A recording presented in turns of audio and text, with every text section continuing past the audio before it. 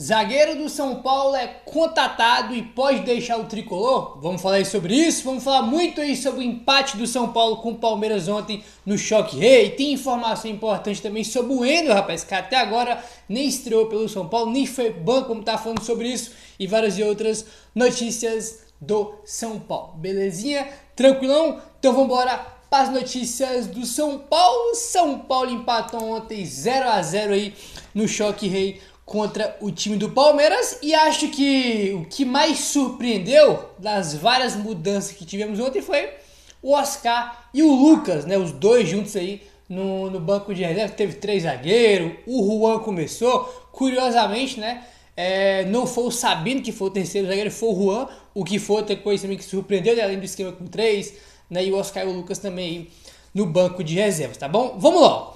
Em entrevista coletiva, o técnico Luiz Beldia explicou sua estratégia para o clássico e justificou as ausências de Lucas Moura e Oscar no time titular, tá? Abre aspas aí para o Zubeldia. Tivemos coragem de sacar 2 jogadores importantes por uma questão de planificação de cargas. Assim como em outros momentos, saíram o Caleri e o Luciano e alguns outros jogadores. Priorizamos a planificação e, como sempre falo, quando planifico, posso correr para um lado ou para o outro, dentro da planificação. Mas nesse caso, com 2 jogadores que jogaram 90 minutos nos últimos 2 jogos em Brasília. O Oscar teve um pouco de dor. No caso do Lucas, que é um jogador explosivo, vindo de 2 jogos seguidos, parecia incorreto, pela carga de minutos, colocá-lo hoje, fecha aspas. A carga de minutos aí, porque você colocou ele para jogar, né, tanto o Oscar quanto o Lucas, 90 minutos em 2 jogos, o que foi uma aberração, né, uma aberração. Aí, quando sai a escalação do São Paulo, todo mundo, pô, Oscar e Lucas no banco, os setoristas, os jornalistas que acompanham o São Paulo, trouxeram a informação, todos eles de forma unânime. A informação é que Lucas e Oscar começam no banco por causa da grama sintética. Tudo bem, São Paulo tem um histórico gigantesco aí de lesões no sintético e faz sentido. Mas a gente sabe que não é só isso. A gente sabe que também é o desgaste. Os dois têm mais de 30 e os últimos 2 jogos jogaram os 90 minutos, né? E os últimos 2 jogos se foi na segunda-feira, na quinta, né? E o jogo foi ontem, domingo. Então, era o terceiro jogo deles aí em menos de uma semana, né? Em 6 dias, né? De segunda para domingo.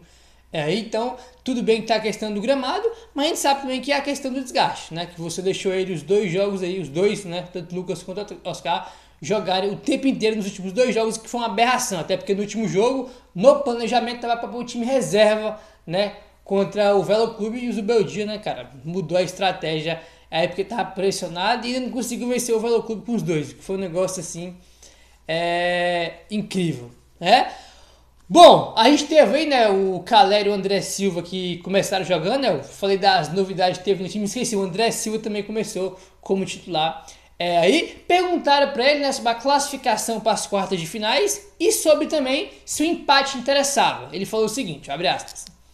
Às vezes, quando monta o time dessa maneira, a equipe rival vai encontrando algumas brechas na estruturação. Acredito que a partir do minuto 15, 20 e 25, eles começaram a encontrar alguns espaços. Acredito que no primeiro tempo, nossa equipe controlou quase sempre. Se teve alguma dúvida, foi mais por perca da bola nossa. Na segunda parte, à medida que passamos os minutos, foram tendo mais ataques. Nos comprometeram, mas não pudemos contragolpear. Mas não estavam tão cômodos. Considero que foi correto o plano de jogo, com algumas coisas ainda a melhorar. Não mais que isso. Estou satisfeito, mas temos que seguir trabalhando por tudo que tem por vir. Fecha aspas. Cara, teve assim, quando o Lucas entrou primeiro, quase fez gol na primeira bola que ele pegou. Depois que o Oscar entrou, o cenário ali é de que a gente conseguisse ficar um pouco mais acabou, né? Lucas e Oscar ali no time, né, cara? O Marcos Antônio também é um jogador de poste bola, de dinâmica, né? E a gente tinha jogadores para ter a bola quando o Oscar e o Marcos Antônio entrou. E curiosamente, foi o momento que a gente menos teve a posse de bola. Tanto é, né, que se eu não me engano, o Oscar nem pegou na bola. que é bizarro. Se eu não me engano, o Oscar nem na bola pegou e foi o momento que a gente menos teve controle do jogo. Foi um jogo muito equilibrado em questão de porte de bola. O São Paulo jogou para não perder, a verdade é para empatar, picota no jogo, desacelera no jogo, e o Palmeiras também, cara, não conseguia se impor, não conseguia criar aí oportunidade de gol, e ficou, né? Se o Paulo acabou atacando ali, o Palmeiras não conseguia fazer nada, e ficou nesse jogo aí, né, cara, de compadre, né? Ficou jogo de compadre aí, tá bom? Aí, rapaziada, teve uma questão aí que foi como eu falei do Oscar e do Lucas, né? Que as informações sérias do jogo foi que o Zubeldia botou os dois no banco por causa da grama sintética. Evidentemente foi perguntado para ele sobre o sintético. Ele falou o seguinte, abre aspas: é algo que eu tenho muito claro, que os jogadores preferem o campo natural, pela saúde e também pelo espetáculo. Eu entendo que a grama natural é mais caro, pela quantidade de conserto que precisa. Em algum ponto, os jogadores vão ter que se juntar e discutir esse tema, porque quem tem mais a perder é o jogador. E aqui falo eu, que com 23 anos não pude jogar mais por causa do joelho, fecha aspas. Cara, essa questão de grama sintética, ela é... Cara, assim, se for perguntar para todos os jogadores, todos preferem jogar em grama natural. A não ser que tu vai perguntar para um jogador que jogue no time de campo sintético, né? Do Palmeiras, do Botafogo, se perguntar para esses caras, evidentemente, né? Aliás, eu acho que eles vão responder sintético. Agora, para os outros, irmão, tá? Eu nunca vi na minha vida, tá? Já vi várias entrevistas já sobre isso, né? Porque é um tema que é cada vez mais falado, é um tema que cada vez tem mais debate, que é a grama sintética no Brasil. E, cara, assim, eu nunca vi um jogador, tá, aí falar que prefere grama sintética do que a grama natural. Nunca vi. E, graças a Deus, não tivemos nenhuma lesão ontem. Ainda bem, foi algo que eu acabei nem comentando no pós-jogo. É uma vitória, né, não ter lesão lá. Até porque a gente comentou com vocês no pré-jogo. Em 22, 23 e 24, em 3 anos, aí o São Paulo teve 7 lesões lá, né? Várias lesões, uma diferente da outra. E algumas muito sérias que teve que fazer cirurgia. Então, essa é uma questão, cara, que, como o Zubeldia falou, uma hora alguém vai ter que, irmão, sentar e discutir esse tema aí, né? Enfim, o Arnaldo Ribeiro trouxe informação para vocês terem ideia ontem de que o Lucas e o Oscar não queriam jogar os 90 minutos na grama sintética, né? O Luis Soares, que jogava na Europa, veio jogar no Grêmio, não jogava em grama sintética, né? Então, essa é a questão. O Santos tinha fechado um acordo para jogar lá no Allianz Parque, né, tinha fechado o acordo e depois voltou atrás, né, cara, quebrou o acordo porque para pôr o Neymar para jogar na grama sintética, entendeu? Então é um tema, irmão, cada vez vai ser mais falado aí, porque isso a gente vê que pelo menos nos jogadores do São Paulo prejudica bastante. Sempre tem muita lesão aí, os jogadores preferem não jogar lá porque tem medo, tem receio aí também, né? Então acho que nesse aspecto aí o Zubeldia tem toda a razão, né? Toda a razão aí. Bom, continuando falando sobre o Zubeldia, mas não na coletiva, né? Olha aí. O técnico Luiz Zubeldia não estará à beira do campo na partida do São Paulo contra a Ponte Preta nesta quarta-feira no Morumbi.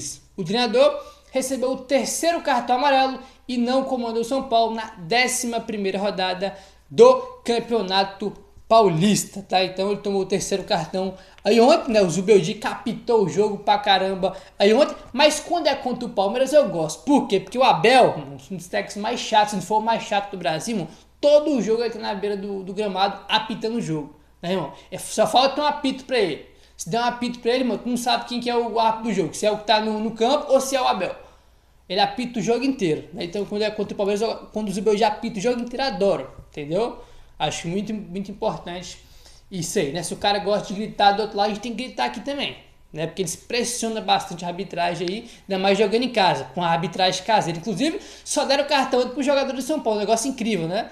Teve algumas faltas pesadas também dos jogadores do Palmeiras no São Paulo, e só os jogadores do São Paulo tomavam cartão. Negócio incrível aí, então, vamos lá, rapaziada, olha só. Outra coisa que chamou a atenção ontem também, antes do jogo, tá no pré-jogo, foi mais uma vez a ausência do Ender, que também tinha expectativa dele estar no banco no jogo de ontem e ele não tava, tá? Segundo a comunicação do São Paulo, né, que o São Paulo, né, todos os clubes ali têm o material que o clube mesmo disponibiliza para a imprensa, né? Aí sobre jogador machucado, né, sobre a ausência de jogadores e tudo mais. E segundo a comunicação do São Paulo, o Wendel ficou de fora do jogo por estar aprimorando a forma física, tá? Foi o que passou o São Paulo de forma oficial para toda a imprensa aí. E chama a atenção por quê? Cara, o Wendel, apesar que ele estava jogando pouco lá no Porto, tipo assim, ele tinha contrato com o Porto, ele estava em atividade no Porto, né, treinando, ele tinha a rotina dos outros jogadores normalmente. O Cedric Soares estava livre no mercado, não jogava tem um ano, nos últimos 2 anos jogou 14 jogos, veio para o São Paulo, já jogou 3 jogos e até agora nada do Wendel jogar. Será que o Wendel veio machucado e a gente não tá sabendo? Porque é muito estranho, né, cara? Porque o cara tava um ano sem jogar, já tá no 3º, 4º jogo, já foi titular, né? E o Wendel que tava, como eu falei, em rotina de treino, junto com o elenco lá do Porto, o cara tá aprimorando a parte física ainda. Não é estranho isso, cara? Não é estranho? Enfim, foi algo que me chamou a atenção ontem, né? Depois de mais uma vez o Wendel não ter ficado no banco, porque já tem alguns jogos que já é falado que ele devia ficar no banco e que não fica, né? Então é o que chama a atenção aí, querendo ou não, né? Enfim, São Paulo avançou para o mata-mata em todas as edições do Paulistão, desde a mudança para o atual formato. Se eu não tô maluco, tá? Eu não tenho essa informação aqui.